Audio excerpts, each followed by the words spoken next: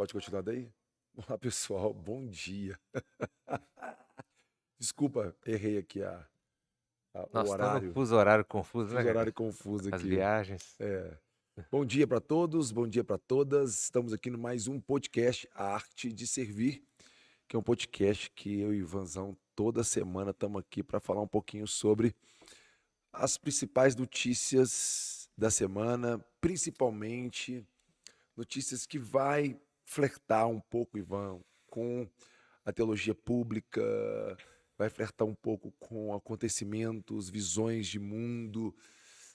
A gente vai tentar aqui trazer um pouquinho sobre o que nós pensamos sobre as coisas que estão acontecendo no Brasil, principalmente nesses dias que precedem as eleições 2022 aqui no Brasil, que vai eleger presidente da República, governadores, senadores, deputados federais, deputados estaduais.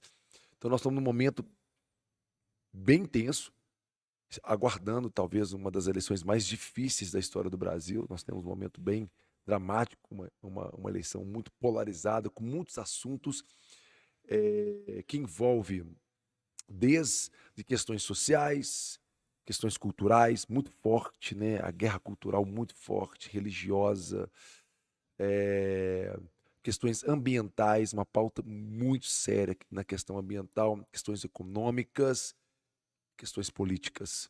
Então nós estamos aqui para tratar um pouco sobre isso, falar um pouco sobre isso, conversar um pouco sobre todos esses assuntos a partir de uma perspectiva, né, Ivan, que a gente está tentando trazer aqui uma visão equilibrada, fora da polarização, fora desse, desse cenário polarizado em que não há debate, em que há lacração, em que há ou lado B ou lado A. Nós não estamos nem do lado B, nem do lado A.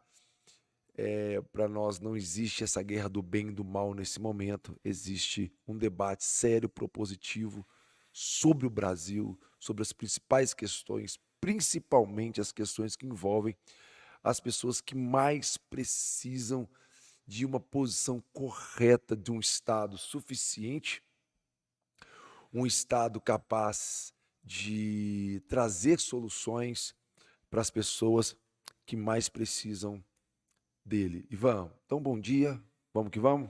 Vamos que vamos, Cacá. Estamos aqui para mais esse A Arte de Servir, seu podcast semanal, dando uma contribuição, né, Cacá? Acho que pela experiência de... Não é tanto tempo, mas nós estamos aí há quase uns 10 anos pensando política, né? É, E então, dando uma colaboração para você, fazendo uma análise com a nossa experiência dos principais acontecimentos da semana que tem a ver com essa carga cultural, com essa carga que envolve a política e essa visão, essa cosmovisão de mundo, principalmente muito influenciado pela nosso entendimento como seres políticos e também cristãos que somos, nessa cosmovisão cristã, fazer uma análise, né, desses principais acontecimentos da semana.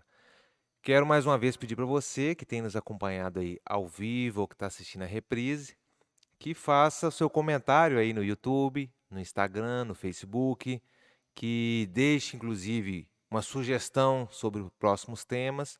Se concorda, dá um joinha. Se não concorda com alguma coisa, a gente também quer saber como você pensa, que a gente com certeza cresce, né, sabendo, fazendo esse diálogo, né. O Cacá tem falado aqui sobre essa questão, está aproximando as eleições e infelizmente, Cacá, muito provavelmente a gente já está vendo, né, isso acontecer. Infelizmente, talvez seja uma das eleições mais violentas é, das últimas décadas, né? é, Por causa dessa intolerância sobre isso, o que de não aceitar a maneira como o outro pensa, né? Então aqui isso. é um espaço onde a gente está colocando aquilo que a gente pensa, né, conforme a nossa vivência, mas também, se você quiser trazer propostas de temas ou de comentários, estamos abertos também a ouvir, a dialogar. É isso aí, É Cacá? isso aí. É isso aí. Vamos que vamos, porque tem muita coisa acontecendo e nós precisamos contribuir. Eu acho que esse bate-papo aqui é uma contribuição democrática, republicana, extremamente de coração. Nós estamos fazendo isso aqui de coração, porque esse ano nós estamos participando já, né, das eleições de 2022, nós estamos no pleito, né, estamos aí com uma pré-candidatura posta para deputado federal e nós estamos aqui cumprindo o nosso dever cível, né, que é contribuir com opiniões que vai nortear, né, o parlamento nos próximos anos. São coisas importantíssimas que vai diretamente lidar com a questão da pobreza, da violência, as intolerâncias culturais, religiosas, ambientais, econômicas e políticas. Então, nós vamos conversar e vamos tentar ajudar uma turma a fazer uma reflexão saudável sobre o que está acontecendo. Esse é o nosso Perfeito. papel aqui. Cacá, começando, já indo direto ao assunto, indo na lata, um tema que repercutiu muito essa semana, tem muito a ver com o que você falou da proximidade que estamos das eleições, né? Sim. Praticamente há uma semana de iniciar o processo eleitoral e há 45, 50 dias do dia do voto, né, propriamente dito, Sim. dia 2 de outubro. E muito relacionado à sua experiência como uma pessoa que, além de estar há mais de 20 anos fazendo trabalhos sociais, você também, como um evangelista, como um pastor, tem o seu trabalho relacionado à espiritualidade. Uhum. Foi a participação do presidente Bolsonaro nesta semana num culto de uma igreja evangélica das mais tradicionais do Brasil, né? Até aí não teria problema nenhum, isso a gente está acostumado, né? E acontece, sempre aconteceu, a visita de um presidente a uma igreja, como de deputados, como de senadores. Mas o que chamou mais atenção foi o destaque que se deu a essa visita dele, né? A partir do momento em que o chamaram no momento de destaque dentro do culto para poder ocupar ali o púlpito, né? Com microfone, com voz, há uma semana do processo eleitoral, num posicionamento de apoiamento institucional, né? Para bom entendedor, meia palavra basta, né? Já Sim. dizia o provérbio. Então, ali foi praticamente uma manifestação de apoio Sim. de uma instituição religiosa a um político específico, Sim. dentro até do contexto de que esse mesmo espaço não é dado, não seria dado, a gente conhece o contexto, a nenhum Sim. outro candidato, né? Nenhum outro candidato seria ali abençoado pela oração e pela imposição de mãos daqueles irmãos. E a fala do próprio presidente foi uma fala que, entre aspas, ali está praticamente um pedido de voto, a Sim. forma como ele se posicionou, né? E até mesmo a primeira-dama. Mas nos chama atenção também por causa de todo o contexto que está envolvido nas eleições desse ano, né? De tudo até mesmo que tem sido feito pelo presidente Bolsonaro em relação aos seus movimentos em relação ao público evangélico. Eu queria que você comentasse um pouco sobre isso, Cacá, porque nós passamos por tanta coisa, né, esses 3 anos relacionados ao governo Bolsonaro, ao seu envolvimento com a igreja evangélica, e isso foi pauta dessa semana, foi destaque nos principais jornais do Brasil, esta visita dele a essa igreja durante a comemoração do jubileu do pastor titular da igreja. Você, Cacá, inclusive, que já esteve naquele púlpito, né, pregando algumas vezes, Sim. o que você analisa desse envolvimento institucional, que eu acho que isso que é a diferença, né? O envolvimento institucional de apoiamento de uma igreja a um líder, a um político, né? Principalmente um político que tem trazido para ele essa invocação do público evangélico como sendo um dos principais metas. Então, Ivan, eu penso que é uma pauta muito importante para ser debatida hoje, né? Nós trabalhamos com a pauta da sustentabilidade, né? A sustentabilidade, ela tem 5 pilares fundamentais. O primeiro pilar, ele é social, que é buscar trabalhar para uma nação socialmente justa. Que ela vai trabalhar no campo de todos os problemas sociais que nós enfrentamos no Brasil hoje, seja pobreza extrema, miséria, a violência, eh, a fome, todos esses problemas que envolvem moradia, acesso à educação, acesso à saúde, os direitos que deveriam ser garantidos e não são. A pergunta é se nós, como Estado, hoje, nós estamos preocupados com isso. O outro pilar da sustentabilidade é a questão cultural, que vai trabalhar a questão da diversidade cultural, uma nação culturalmente diversa que respeita a diversidade religiosa, as diferentes visões culturais, as variáveis culturas que existem hoje, seja indianistas, seja de raízes afrodescendentes, né, de toda essa miscigenação que existe no Brasil hoje, que é extremamente rica, bonita e que traz para a gente tamanha diversidade na cultura, na arte, enfim. Em terceiro, nós vamos trabalhar a questão da sustentabilidade ambiental, que é a nossa casa coletiva, que é uma nação ambientalmente sustentável. E depois nós vamos trabalhar a questão de uma nação economicamente próspera. Então, esses 4 pilares, eles levam para o 5º pilar. Você quer ter uma nação socialmente justa, e nós vamos. Eu não trato essa escala da sustentabilidade de uma forma horizontal, não. Eu coloco ordem de prioridade. Para mim, o foco central da política, o foco central de todo ser humano deve ser o outro ser humano, né? O Ubuntu vai falar uma coisa muito bonita. Eu sou porque somos. Eu só sou porque somos. Não existe eu ser algo enquanto o outro está completamente abandonado. Então, eu sou porque somos. E se somos, na equação do somos, o Pai Nosso, ele e a minha religiosidade, ou minha cultura, ou qualquer ação minha, não envolve o pão nosso, entende? E nós temos um problema social gravíssimo. E, biblicamente falando, ele é extremamente grave. Extremamente grave.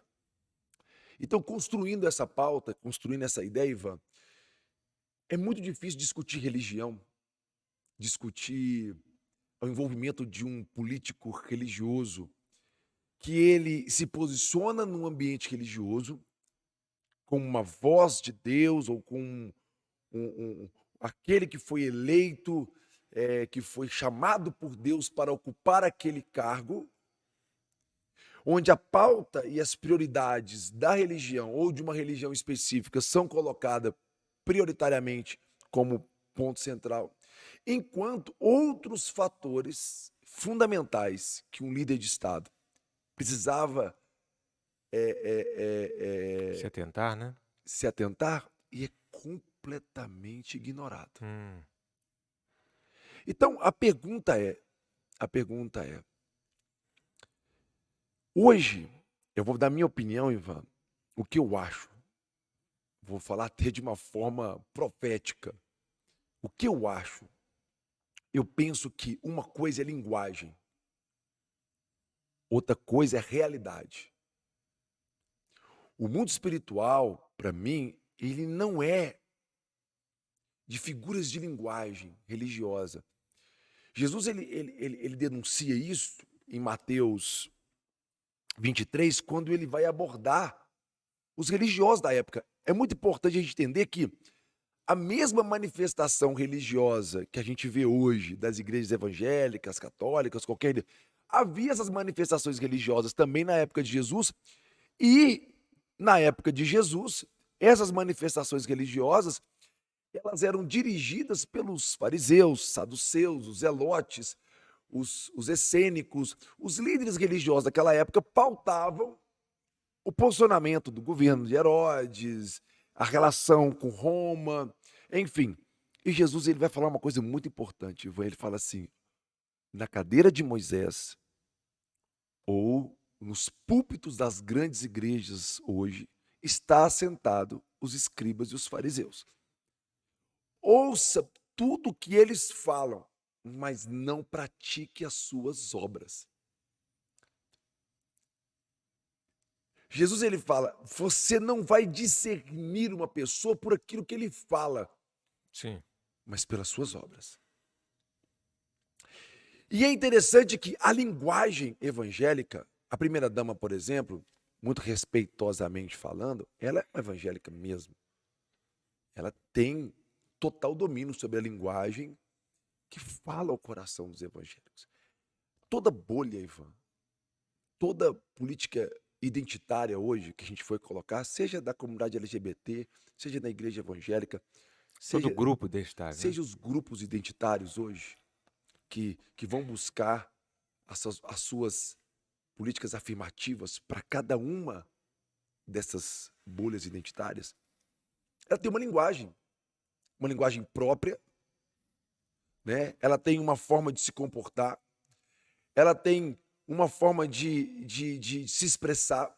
Então, quem domina aquela linguagem comunica facilmente com aquele grupo, ainda que a forma de se comunicar, a linguagem, o que fala está certo, mas o que faz está errado. Hum. É imperceptível para aqueles que estão ali observando e não conseguem discernir uma coisa da outra. Só que a Bíblia ela é repleta de textos que vai nos ajudar a entender que os profetas, o próprio Jesus, várias vezes ele alertou. Por exemplo, Mateus 23, ele fala, na cadeira de Moisés está sentados os escribas e os fariseus. Ouça o que eles falam, mas não faz o que eles fazem. Por quê? Porque eles gostam de ser chamados de mestres, gostam de sentar nos primeiros lugares nas sinagogas, usam roupas bonitas, mas ele fala assim, mas e como é as obras deles? Aí ele fala assim, devora o dinheiro, o dízimo da viúva e do órfão, com justificativa de longas orações. Não entram e não deixem entrar quem está querendo entrar no reino de Deus.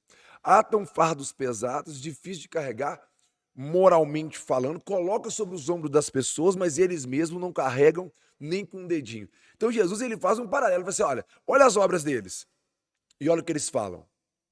O que eles falam é bonito, é até interessante, mas o que eles fazem é extremamente fora dos padrões da própria Bíblia que é professada nesses púlpitos. Um outro texto muito interessante, muito rico em cima disso, é Mateus 11, a partir do versículo 15, que o próprio Jesus vai falar assim, quem tem ouvidos para ouvir, ouça. Quem tem ouvidos para ouvir, ouça. Ele fala assim, a quem eu vou comparar essa geração? Ele fala assim, essa geração é como se comparasse a crianças brincando numa praça, Ivan. Pega essa metáfora. As crianças que estão brincando na praça, elas estão juntas? Estão Sim. envolvidas na mesma brincadeira? Sim. É um tipo de unidade? Sim. Sim. Eles gostam de fazer a mesma coisa? Sim. Mas são crianças? Sim. Sim. Jesus falou assim, eu comparo vocês a um playground. A um playground onde está todo mundo brincando da mesma brincadeirinha. Vocês falam a mesma linguagem, brincam da mesma brincadeira. Aí Jesus ele fala assim, mas eu estou tocando flauta e vocês não estão dançando. Eu estou tocando lamento e vocês não estão chorando. Aí ele fala assim, veio João Batista e vocês falam que ele tem demônio. Vocês não conseguiram discernir João Batista. E um texto anterior ele fala assim, de todos os profetas nascidos de mulher, não houve nenhum profeta maior do que ele. Eu sou filho de Deus, eu sou o Messias de verdade, não o Messias fake. Vocês não conseguiram discernir a minha voz. Vocês me chamam de comelão, beberrão, amigo de publicano e pecadores.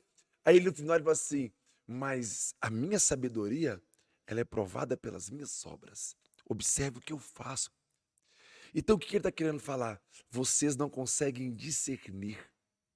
Você só consegue perceber quem se comporta igual a vocês.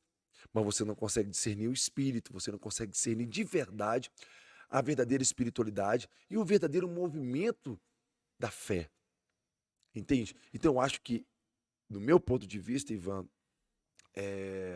o fato de clamar, o fato de buscar, o fato de pedir, o fato de aparentar ser pessoas justas.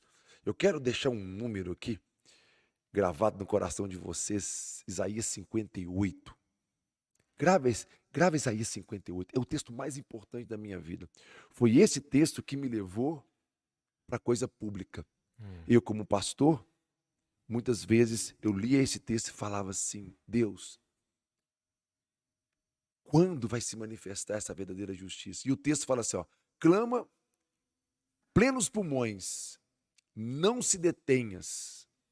Isso Deus pedindo para Isaías, fala assim: clama, Isaías, seja um profeta, plenos pulmões, não se detenha, erga sua voz com uma voz de trombeta e anuncia ao meu povo a sua transgressão. Não é anuncia ao povo do Egito, não é anuncia o povo da Babilônia, não é anuncia qualquer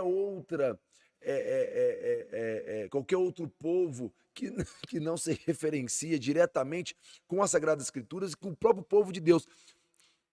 Anuncia ao meu povo a sua transgressão e a casa de Jacó os seus pecados. Então, hoje nós poderíamos, eu poderia colocar dessa forma, Ivan. Mesmo nesse estado, ainda me procuram dia a dia. Tem prazer em saber dos meus caminhos. Que povo que tem prazer em saber os caminhos do Senhor, como um povo que pratica justiça e não deixa o direito do seu Deus. Luta pelo direito de Deus, luta pelas coisas de Deus, luta pela moral, pela ética do cristianismo. Você está entendendo o que eu estou querendo? Pergunta-me em orações pelos direitos da justiça. Tem prazer em se achegar a Deus. Aquele povo que tem prazer em chegar a Deus da vigília, da oração. Olha, Ivan, olha o texto do profeta Isaías, dizendo: por que, Senhor, jejuamos nós e tu não atentas para isso? Por que nós jejuamos e você não responde? Por que afligimos a nossa alma e tu não levas em conta? Eles estavam sentindo o quê? Abandonados por Deus, Deus não estava respondendo. E aí vem a resposta do profeta: eis que no dia em que jejuam, cuidais dos vossos próprios interesses e exigir que faça todo o vosso trabalho. Vocês jejuam para Deus fazer o que vocês querem. E mais do que isso, no dia em que vocês estão jejuando, vocês estão oprimindo seus funcionários. Ou seja, que não vale mais o que é dito, mas Sim, vale mais a Deus o que é feito, o que é o feito. movimento realmente gerado pela pessoa de entendimento daquilo que ela tem fé, né? E, ó, é exatamente. Eis que vocês jejuam para contendas e para rinchas. Tem aparência de espiritualidade para falar que está do lado de Deus. O profeta está desenhando isso, né? Eis que vocês jejuam para contendas e rixas e para ferir com punho iníquo. Jejuando assim hoje, como hoje, não farás ouvir a sua voz do alto. Então, essa forma de jejum, a sua voz não será ouvida no alto.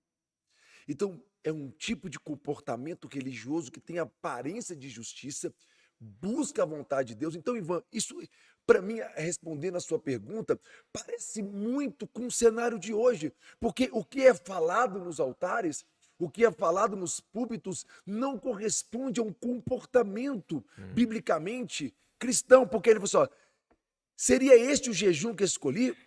Que o homem um dia aflige a sua alma, incline a sua cabeça como um jugo, estenda debaixo de si um pano de saco? Seria esse jejum? Seria essa religião? Seria esse a representatividade religiosa que Deus gostaria que um dia muitas pessoas encham um templo e comece a orar, e comece a plantear, e comece a proferir palavras? Seria esse o ano aceitável? Chamarias isso o dia aceitável do Senhor, um jubileu?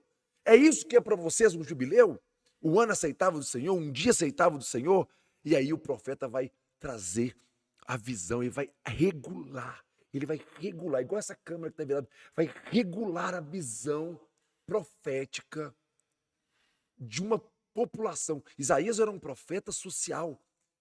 Ele se importava com o pobre, com o necessitado, com a viúva, com o órfão. Então Isaías ele vem e traz aquele ajuste de foco, alinhando uma nação, corrigindo uma nação, o povo de Deus, de acordo com a vontade de Deus. E ele fala assim: porventura não é esse o jejum que escolhi?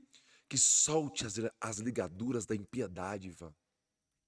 Que despedaças as ataduras da servidão. Que deixes livres os oprimidos e despedace todo jugo. Porventura não é também que repartas o teu pão com o faminto, Ivan? Repartir o pão com o faminto. Uma nação que está com fome, miséria, pobreza. 50 milhões de pessoas sem segurança alimentar. Então é essa incoerência. Não é também que recolhas na sua casa os pobres desabrigados? O aumento dos desabrigados, o aumento do sem-teto no Brasil, Ivan, o aumento de pessoas nas ruas. E se vires o nu, o cubras, e não te escondas do teu semelhante, porque se você fizer isso, repartir seu pão com o faminto, recolher da sua casa os desabrigados, servires o nu, cobrires o seu semelhante, então romperá a tua luz como a alva. E olha que Deus falando, então a tua cura brotará sem detença, e a tua justiça irá diante de ti, e a glória do Senhor será a sua retaguarda. Então clamarás o Senhor, Ivan, e ele te responderá. Aí sim, nós temos uma conexão do céu com a terra. Gritarás por socorro, e ele dirá: eis-me aqui. Se tirar do meio de ti a fala de ódio, o dedo acusador, a polarização, o falar ameaçador, o falar injurioso, se abrires a tua alma ao faminto e fartar a alma aflita, então a tua luz nascerá nas trevas e a tua escuridão será como o meio-dia. O Senhor te guiará continuamente, fartará a tua alma até nos lugares áridos e fortificará os teus ossos. Será como um jardim regrado, como um manancial, cujas águas jamais faltarão. Os teus filhos edificarão as cidades, as ruínas. Levantará os fundamentos de muita geração e serão chamados reparadores de brechas e restauradores de veredas para, sabe o quê? Para que o país se torne habitável. É uma promessa, Ivan.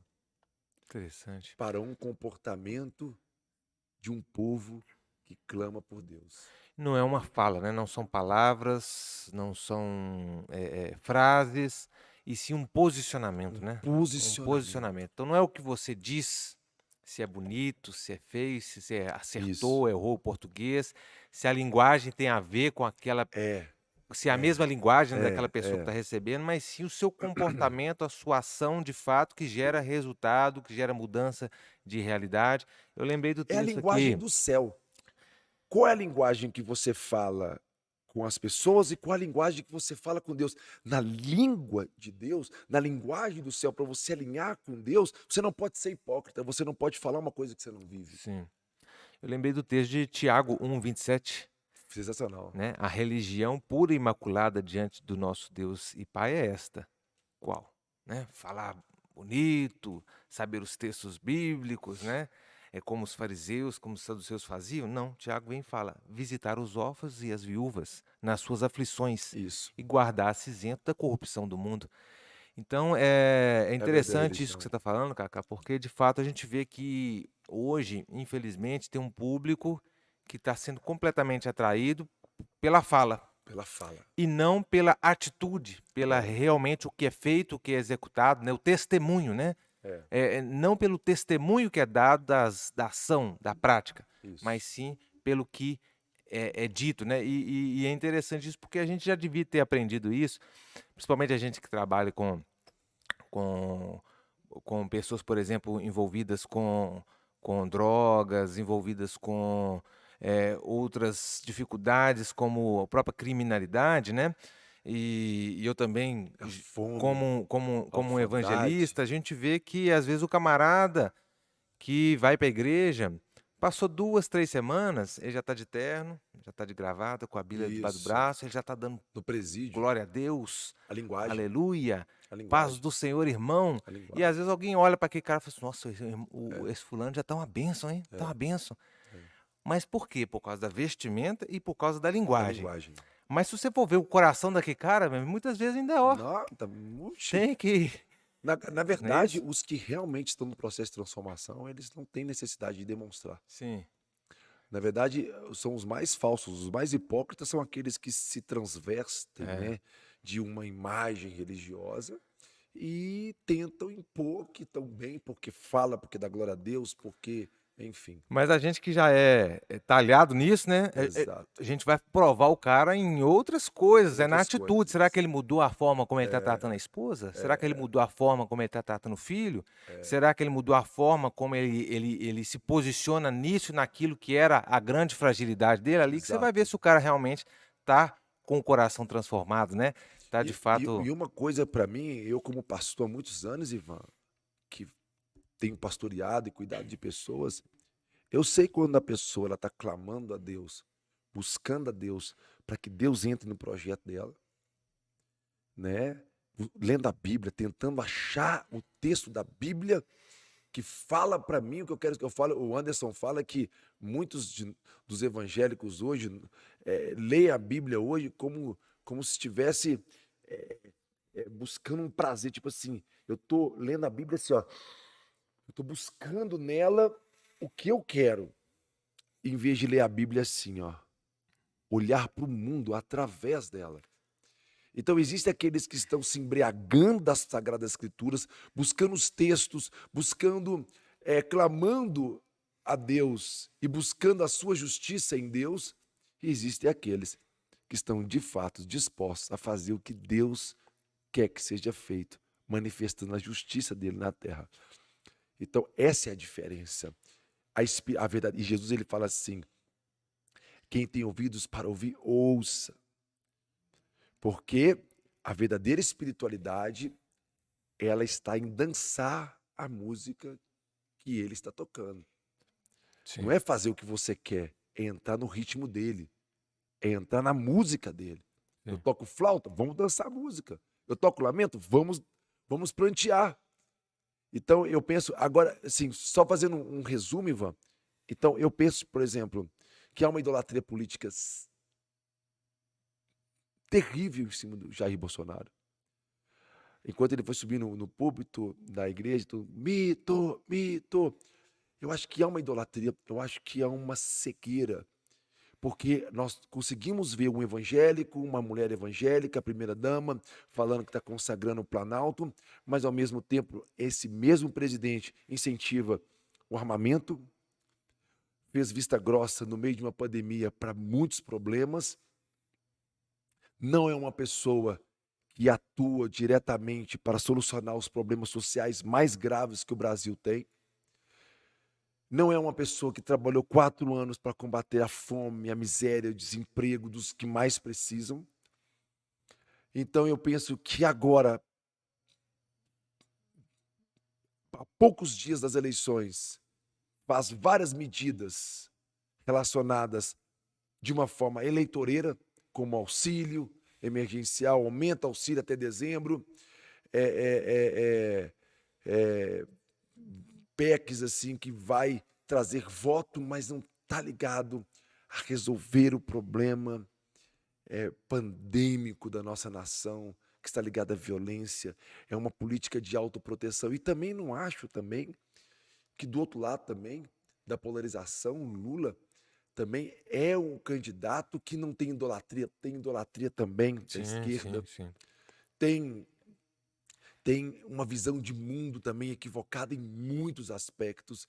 Tem aqueles que estão pleiteando, estão pensando em políticas públicas, em formatos de governo, em propostas que também não vão a trazer à luz o que realmente agrada o coração de Deus. Então, nós estamos vivendo um momento muito dramático, Ivan, muito dramático, que está prevalecendo o fla-flu, a polarização. E isso não é saudável para a gente. Como nação, nós teremos impactos terríveis. E o triste é ver a igreja hoje não discernindo isso. A deriva disso. Ô, Cacá, as, as palavras bonitas e as práticas não tanto, né, ou reprováveis, é uma coisa que permeia esse ambiente, infelizmente, até do religioso, e é uma coisa que a população já sofre no cenário político há muito tempo, né? Porque eleição chega, aquele mesmo político que muitas vezes passou, é o cara que volta com a fala bonita, mas que a prática não condiz com aquilo que ele Aham. fala, né?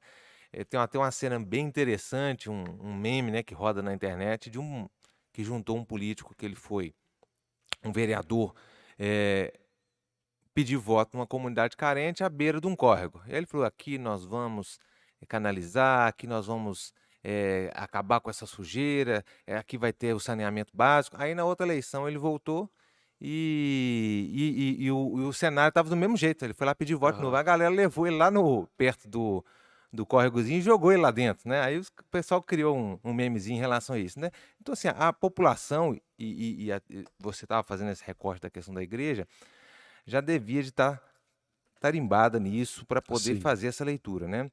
E por que você está falando isso? Porque realmente hoje, por exemplo, na semana passada nós começamos a falar sobre o tema da fome.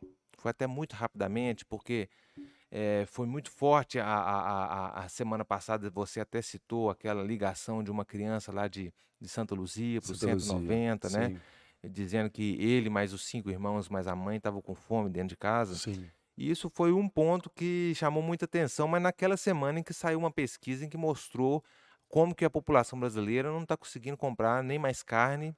uhum, A gente está vendo isso acontecer, sim, mas a pesquisa retratou isso com números, com dados, né? sim, Então a gente hoje está à beira de uma situação muito grave de insegurança alimentar para sim, uma parcela muito grande da população brasileira, né? sim.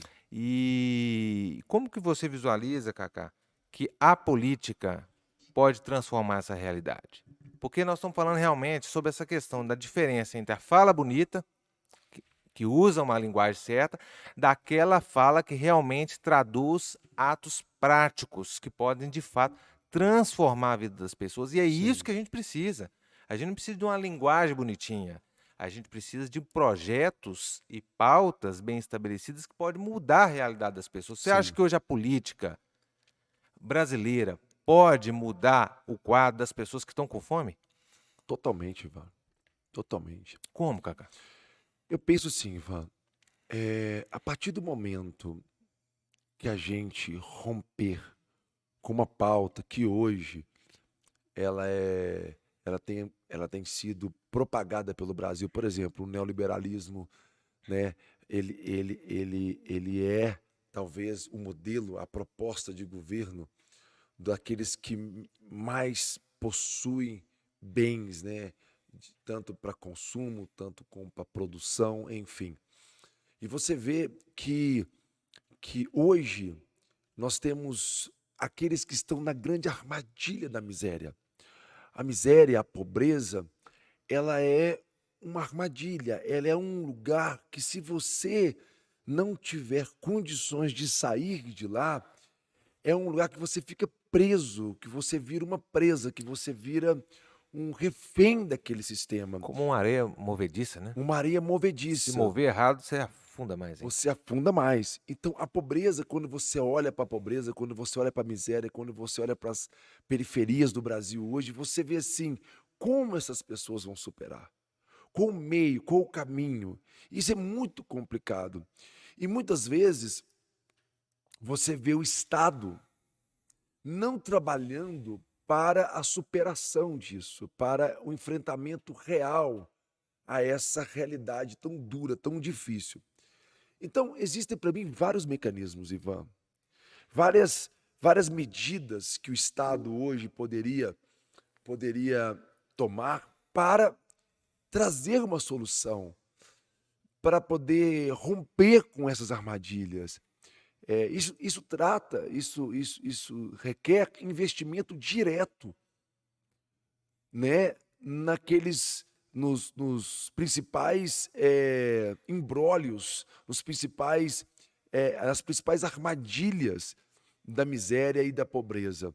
Que está ligado hoje, Ivan, o que diferencia uma pessoa que tem condição de reagir de uma pessoa que não tem condição de reagir é que a pessoa que tem condição de reagir é aquela que, ao final do seu mês, ela tem uma reserva financeira que dá a ela condição de refletir sobre o que ela deve fazer.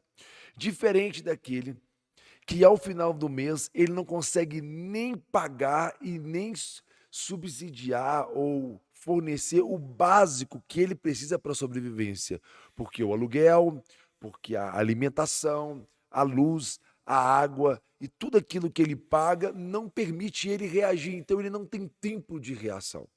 Então, hoje em dia, nós temos hoje esse grupo de pessoas que estão na pobreza, que não conseguem produzir nem para sobrevivência, então não tem tempo. É uma armadilha, é uma areia movediça que a pessoa não reage, enquanto tem outros que não só têm tempo, como têm recurso, como têm reservas, que faz com que eles produzam estratégias, formas, empreendimentos que dê a ele condição de reagir, de sair. Então, eu acho que quando o Estado, de uma forma justa, honesta, ele tributar corretamente, porque eles falam assim, mas a tributação hoje do Estado nas grandes fortunas vai trazer um prejuízo muito grande para os milionários do Brasil, ou então isso vai trazer um problema financeiro muito grande para a nossa nação. A pergunta é: qual é o maior problema financeiro que nós realmente temos? É quando nós distribuímos melhor a nossa renda, trazendo mais justiça econômica, desenvolvimento econômico, que é o IDH, não só focado no PIB, não só focado no crescimento do produto interno bruto, mas focado no IDH, no desenvolvimento econômico, na capacidade desse recurso chegar na ponta. O que realmente é caro? Essa é a pergunta. O que é caro? O caro é distribuir essa renda, é taxar, é tributar, é realmente trazer mais recurso para ser canalizado àqueles que mais precisam? Ou é a morte violenta de jovens nas periferias, o aumento do sistema carcerário, a miséria, a fome, as doenças Essa conta é muito provocadas mais pela cara, né? saúde pública, pelas questões sanitárias? O que é caro? Aonde nós estamos tomando prejuízo? É quando nós não tributamos, por exemplo, as grandes mineradoras do estado de Minas Gerais, né? A questão da Lei Candir, por exemplo, né? Que foi estabelecida para não haver uma tributação que deveria haver da mineração, e hoje o Estado recebe um recurso pífio, perto do tamanho do impacto ambiental que é provocado num bem que não Renovável. renovável. Então, o que é caro? Eu analisei um estudo um tempo atrás, Ivan, que um economista fez um mapa dos maiores prejuízos que o Brasil pode tomar e os maiores impactos econômicos que nós podemos viver nos próximos anos.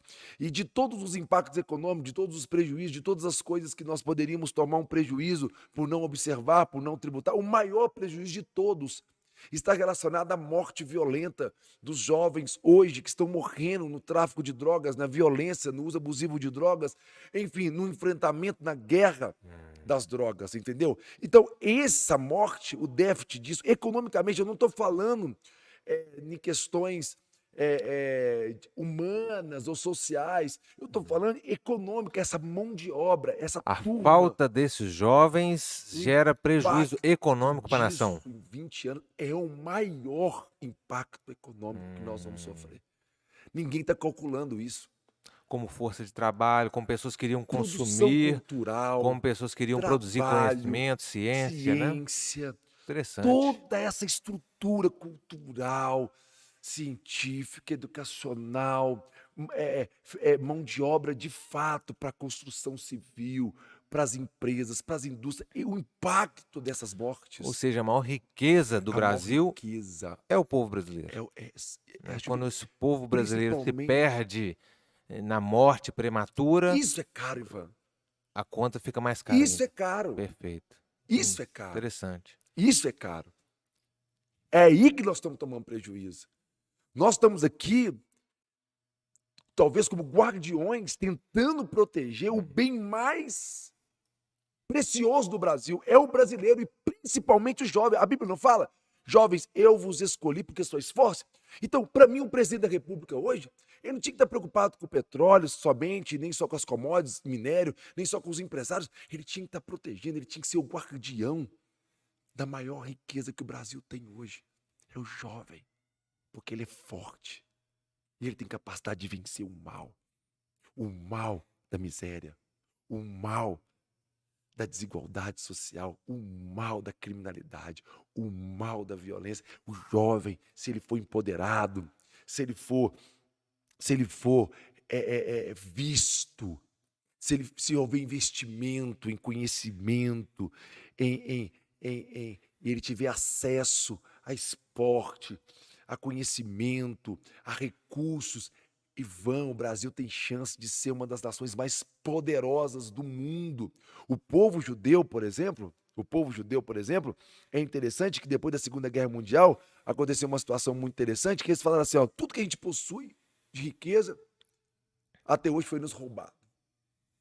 Vamos parar de investir em coisas que nós vamos ter e vamos passar a ser. Então nós vamos ser médicos, vamos ser artistas, vamos ser engenheiros, vamos ser advogados, porque se matar a gente, eles estão perdendo a mão de obra que custa caro. Vamos transformar os nossos jovens de periferia, essa turminha que está se entregando para o tráfico de drogas, que está morrendo no uso abusivo de drogas, que está morrendo no enfrentamento aí de guerras por território em periferias, que não está indo na escola, que não está cuidando da sua saúde, que tá se cortando, que está com depressão, que não está tendo perspectiva de vida, que só vê morte e injustiça. Vamos pegar essa turminha nos próximos 10, 15, 20 anos e vamos jogar dinheiro neles.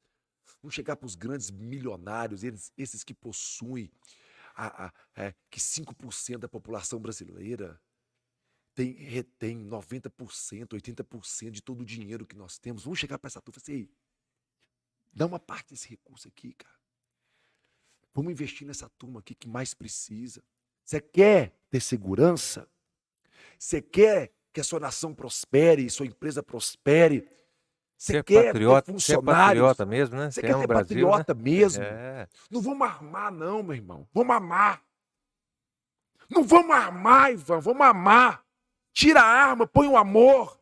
O amor tudo sofre, tudo suporta, ele investe, ele não se alegra com injustiça.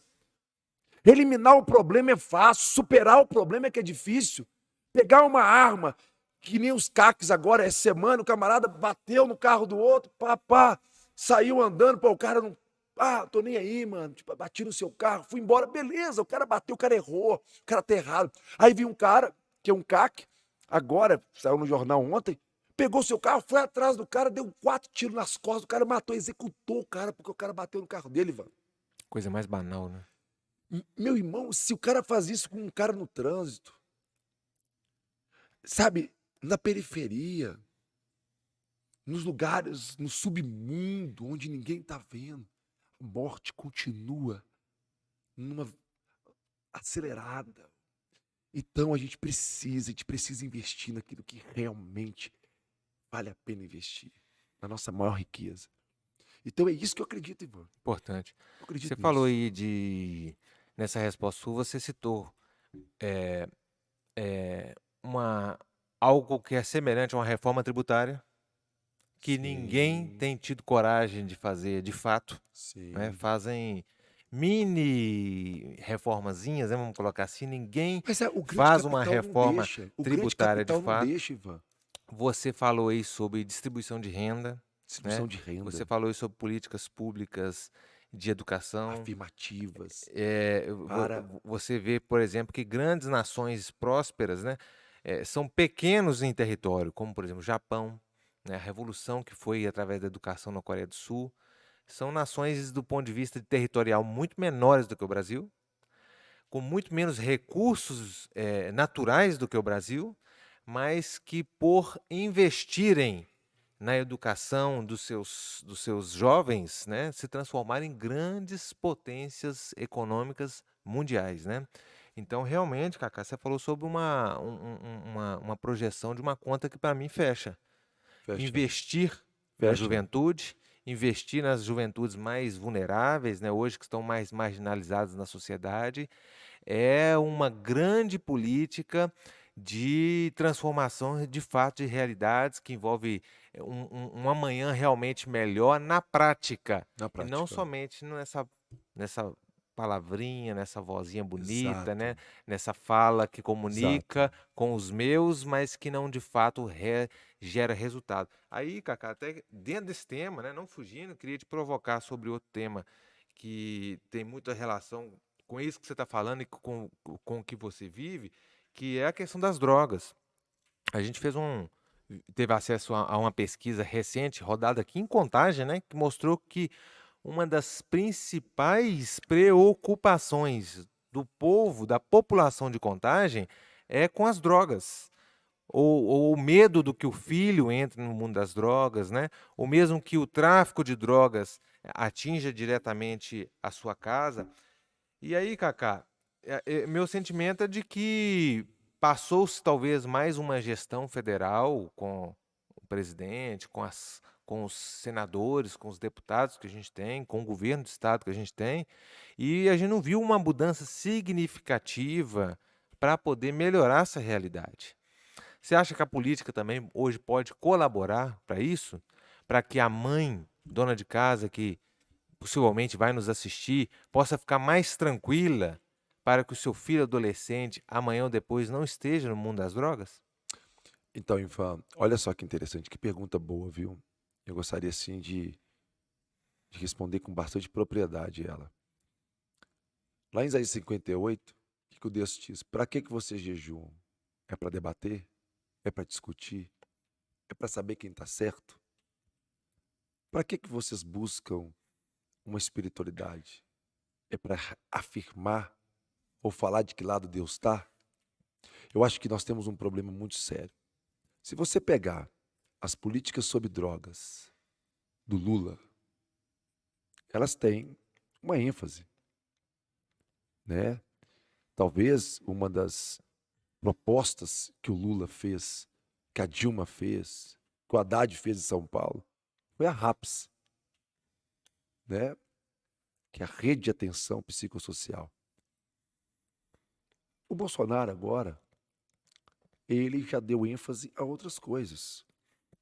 Eles investiram em políticas sobre drogas? Sim, sim. Eu acho que tanto o Bolsonaro quanto o governo Dilma teve o crack é possível vencer, você lembra disso? Sim.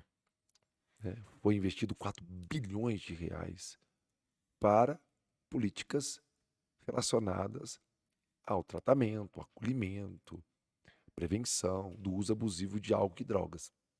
O governo Bolsonaro também teve suas medidas, através da Senapred, através de investimentos em comunidades terapêuticas. Hoje estamos, nós, nós hoje trabalhamos com comunidade terapêutica, foi muito valorizada as comunidades terapêuticas no governo Bolsonaro.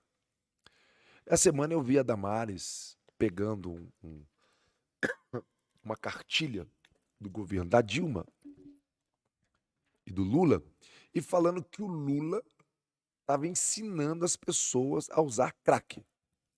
Aí o Felipe Neto entrou, inclusive até provoquei um post no meu Instagram perguntando: você sabe do que se trata? Por que, que o Felipe Neto está desafiando a Damares a processá-lo? Aí as pessoas não sabiam do que se tratava. Uma porcentagem sabia, uma grande maioria não sabia. Pensou que estava ligada a livros com pornografia infantil. Mais uma treta da internet. É.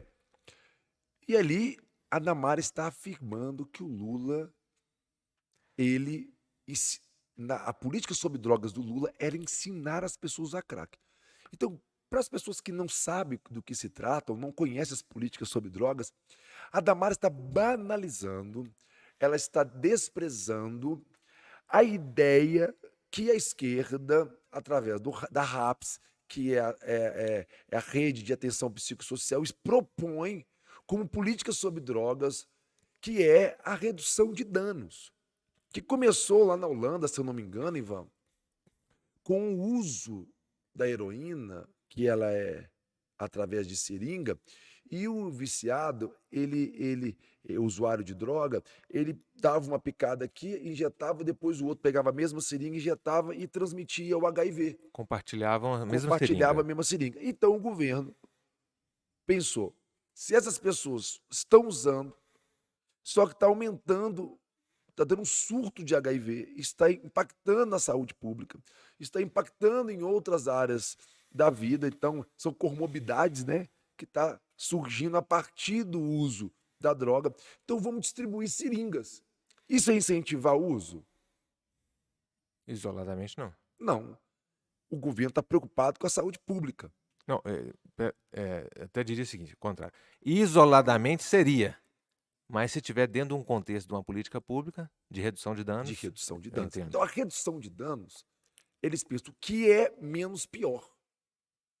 O uso de drogas é uma desgraça total.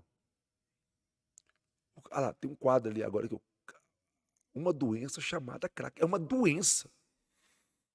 O cara que toma um remédio, como eu tomo losartana, porque é hipertenso, é desgraça. Fica medicando todo dia. Tomar insulina todo dia é terrível. Fazer hemodiálise, fazer radioterapia, fazer quimioterapia. Ninguém gosta de fazer isso. Mas é necessário fazer para combater aquela doença? Sim. E se não fizer, piora. Então, tipo assim, existem medidas que são feitas para tentar minimizar a questão, que é um problema, que é o uso de drogas. Aí a Damares vira assim, mas a cartilha eles ensinam a usar crack. É uma ignorância fazer isso, e mais do que isso, é tentar polarizar um assunto, em vez de debater o assunto. Não ajuda a resolver, né? Não ajuda a resolver. Isso aqui é a questão. Não ajuda a resolver. Só tumultua o ambiente, né? Tumultua, polariza. Se torna uma pauta eleitoreira. O que a Damares está querendo? Ela está querendo polarizar com o pessoal da militância da esquerda que está se organizando para propor ao governo do Lula políticas sobre drogas relacionada a essa ideia que eles têm, que é a RAPS, que eles falam que é dar teto, tratamento e trabalho, que é a base da ideia da RAPS, teto, tratamento, trabalho, moradia, tratamento, trabalho, da forma deles. A comunidade terapêutica, que é o que o Bolsonaro abraçou, é uma outra abordagem que tem eficácia também tanto quanto o RAPS. Só que eles acreditam que o deles é melhor, o outro acredita que o outro é melhor, só que no problema pandêmico que nós vivemos, nós temos que unir forças, entender onde um pode melhorar o outro através do diálogo e não polarizar, demonizar, ridicularizar. O que o outro faz é um desrespeito. Ainda que o pessoal da RAPS não concorda com a comunidade terapêutica, ainda que o pessoal da RAPS falam mal, e eu falo para vocês, tipo assim, eu não falo mal da RAPS, eu não falo mal das medidas que a saúde tem tomado, que a ciência tem tomado. E eu te falo, existem coisas muito boas que a saúde mental tem contribuído para pensar, melhorar. Até as críticas, Ivan. As críticas que são feitas, por exemplo, às comunidades terapêuticas, porque tem muita gente que não faz um bom trabalho mesmo.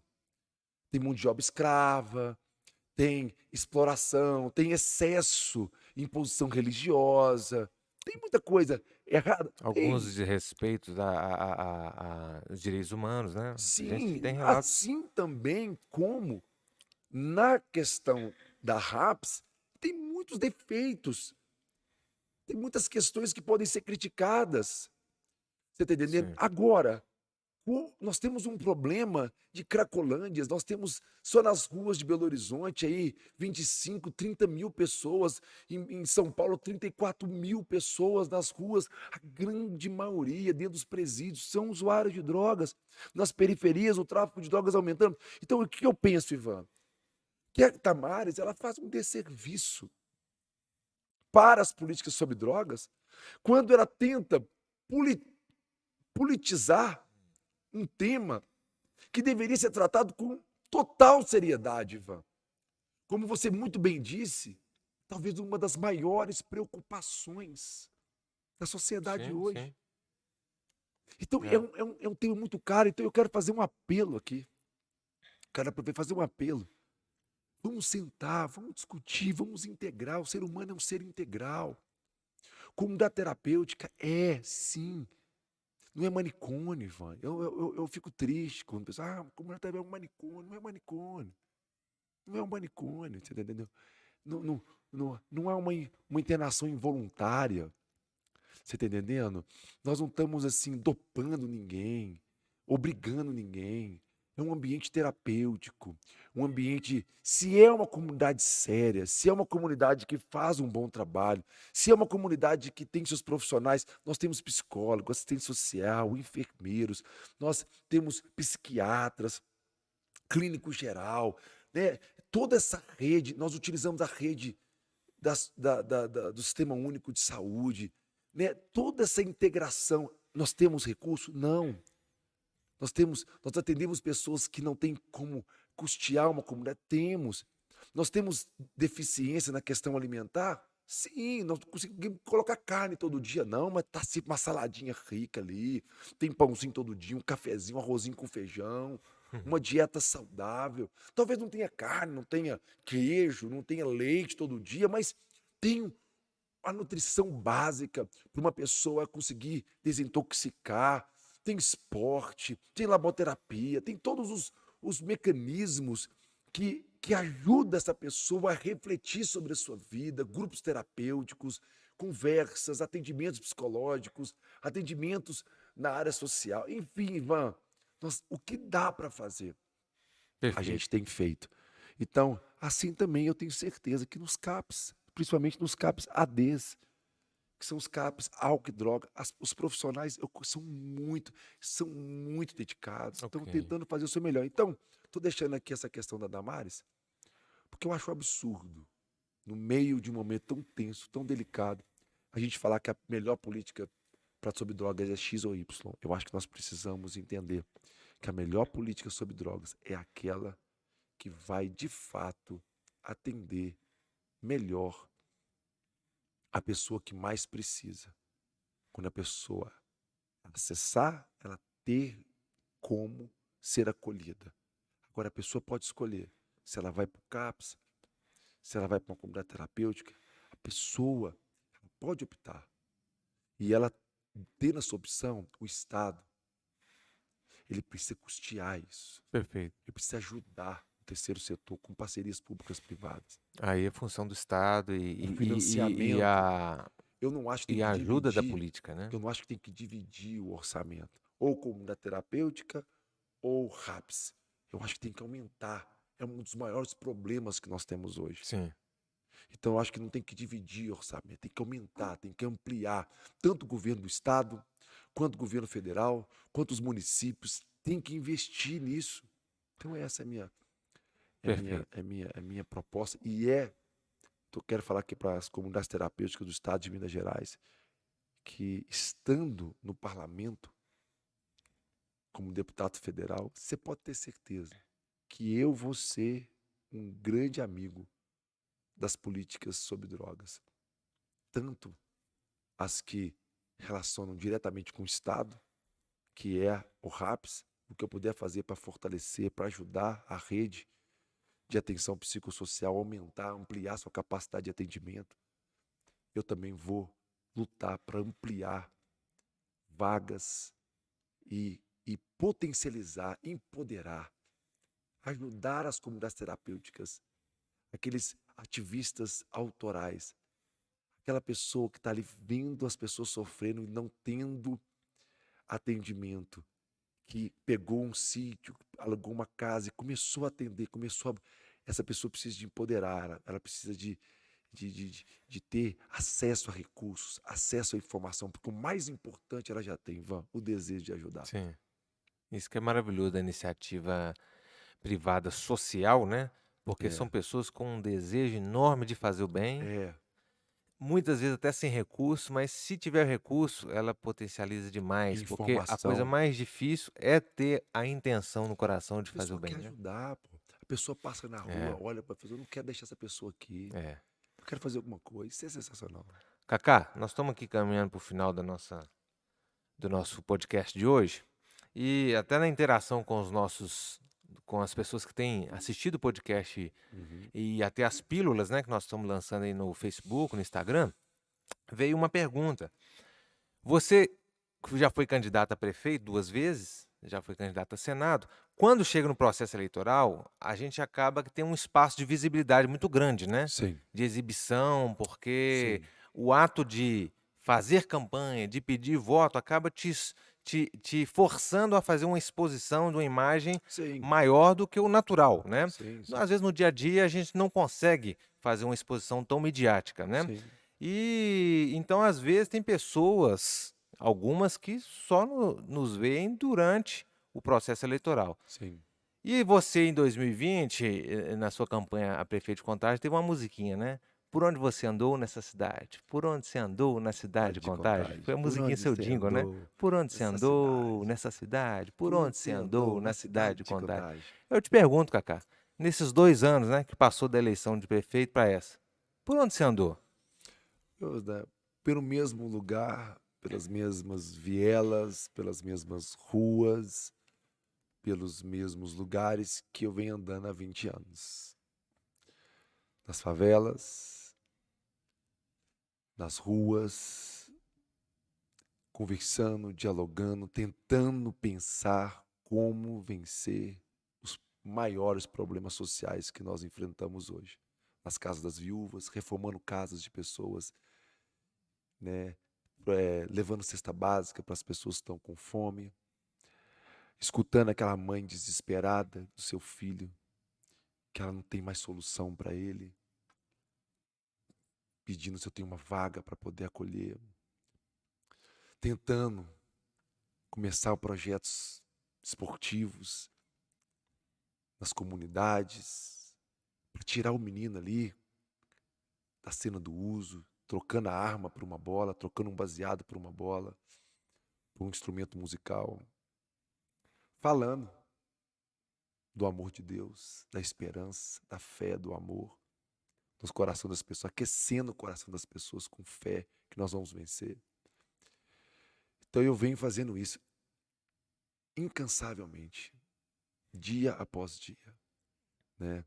Sem vacilar, com recursos, sem recurso, tendo carga letivo, não tendo carga letivo, e sonhando que tudo isso pode ser empoderado, pode ganhar uma escala maior com o mandato. Então, nós temos andado, e eu não vou parar andar, eu quero ganhar as eleições esse ano. Ganhando ou não ganhando, Ivan, a missão que nós temos de estar na política para a gente não é ser deputado, ser prefeito, política para a gente é a arte de servir. Política para a gente é lutar pelo bem comum.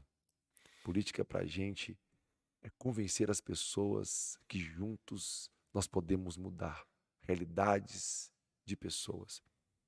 Política para mim é mobilizar um grupo de empresários, de pessoas da sociedade civil, para olhar para a casa de uma viúva que pegou fogo e falar assim: eu viro a massa, você dá a areia e você dá o cimento e você dá aquela geladeira que está na sua casa e você dá um fogão e no final de 6, 7, 8, 9 meses você devolver a casa para aquela mulher e falar assim: volta para sua casa, você não vai ficar mais na rua, você não vai ser mais fica pulando de barraco em barraco porque você não conseguiu pagar aluguel, pega seus filhos, volta para sua casa e volta para o seu lugar de segurança. Política, para mim, é estar numa praça, olhar para as pessoas que estão em situação de rua e poder falar assim: vamos tentar solucionar, porque passar na rua, passar numa comunidade, ver pessoas com fome, Ivan, ver pessoas morrendo, ver as injustiças acontecendo e fechar os olhos, é igual os religiosos daquela época de Jesus, que foi o sacerdote que passou e fingiu que não viu aquele homem na beira do caminho. Mas eu tenho certeza que aquele sacerdote estava indo para uma assembleia, para um culto bonito no tabernáculo. Aquele levita que fingiu que não viu o homem à beira do caminho, eu tenho certeza que ele estava indo para um culto com muitas pessoas para cantar, para falar da Torá, para falar da palavra de Deus. Mas Jesus perguntou: mas quem amou o próximo? Ensinando para o jovem rico. Foi um homem samaritano que talvez não era sacerdote, que talvez não tinha capacidade de comunicar as Sagradas Escrituras, mas ele desceu do seu cavalo, pegou o, o vinho, o óleo, passou nas feridas daquele homem e, como um sacerdote da prática, como um sacerdote da vida, da ação, ele botou aquele homem em cima do seu cavalo e levou ele para uma hospedaria. E Jesus perguntou: o que é a verdadeira religião? São os que passaram nas suas agendas religiosas e foram para os seus grandes templos para poder falar do que acreditam, do que acham? Ou foi aquele homem que desceu do seu cavalo e cuidou daquele homem que está na beira do caminho? Sim. Eu acho que esse é o ponto que o Brasil precisa refletir hoje, discernir. Quem tem olhos para ver, vão ver. Quem tem ouvidos para ouvir, vai ouvir. Mas a quem eu vou comparar essa geração? Nós seremos crianças brincando numa praça? Ou seremos filhos maduros?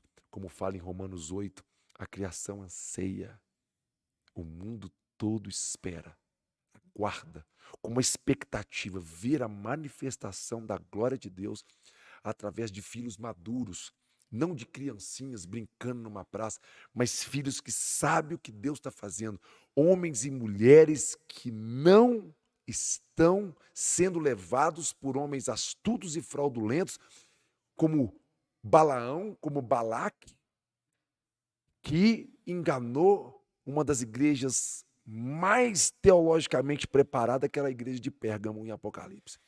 Então, cuidado com os Balaão, cuidado com os Balaque da nossa geração, porque eles têm levado muitos ao engano. Muitos ao engano. Então, fica aqui a minha resposta por onde nós temos andado, Ivan. Beleza, Cacá.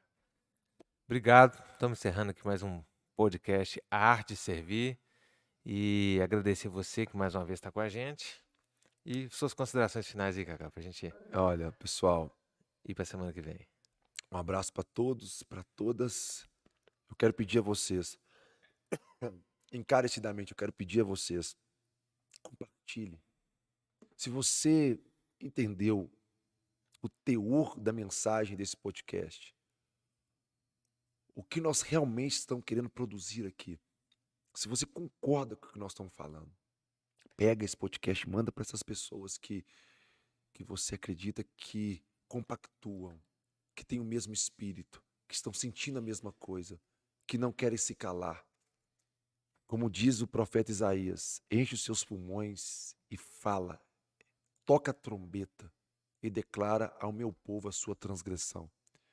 Eu não tenho problema se eu perder voto, se eu for bloqueado, cancelado.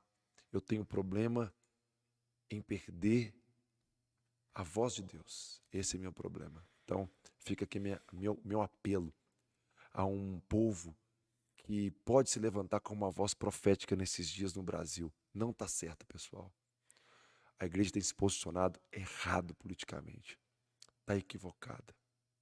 Pega o texto do profeta Isaías, pega o texto de Mateus 23, pega o texto de Mateus 11, pega todas as denúncias proféticas que foram feitas.